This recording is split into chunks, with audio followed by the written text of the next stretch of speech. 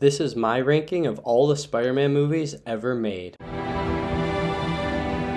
Welcome back to Hero Talk, a place where I talk about anything from Marvel to DC to comics in general. If that sounds appealing to you, consider hitting that subscribe button down below and maybe leave a comment on your thoughts on today's topic. And with that being said, let's get into the video. Coming in at number 9 is Spider-Man III. This is a classic case of a superhero movie getting overstuffed by too many villains and too many plot lines. The director of the movie, Sam Raimi, did not want Venom to be in the movie, but the people at Sony insisted that he put him in the movie. So he got put into the movie. Because of that, there was just way too much going on. There are some positives of this movie though. Tobey Maguire as Spider-Man is always great, and the final battle is pretty cool in my opinion. But other than that, there aren't too many redeeming things about this movie. Coming in at number 8 is The Amazing Spider-Man II. I really want to like this movie. Andrew Garfield is my favorite Spider-Man, and visually, this movie is amazing. But just like Spider-Man 3, there is too much going on with too many villains and too many plot lines, and it ruins what could have been a very good movie in my opinion.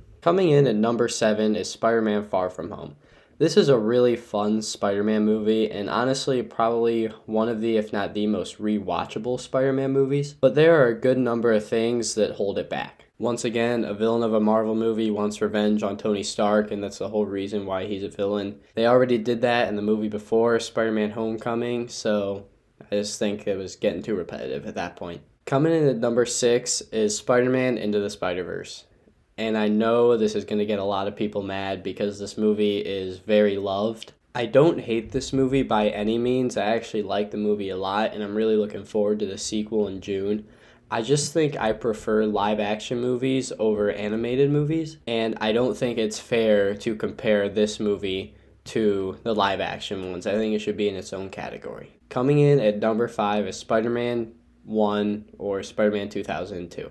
Numbers 5 through 3 are very difficult for me. To be honest, my opinion on them changes pretty much every day, and today this happens to be where this movie lands. I also can't really say anything bad about these top 6 movies. They're all great movies, and they could be put anywhere on this list, honestly. But specifically to Spider-Man 1, this movie is just a great origin story and set the tone for what superhero movies would look like for years to come. Coming in at number 4 is Spider-Man Homecoming. I don't know why, but I just really enjoyed this movie for some reason. It's only a 2-hour long movie, but there is a ton of action, and it has a very lighthearted tone, which I think fits well with the character of Spider-Man. Michael Keaton as the Vulture is pretty good, and that final fight scene where Peter realizes that he doesn't need a multi-million-dollar suit to be a good hero is very nice. Coming in at number 3 is The Amazing Spider-Man.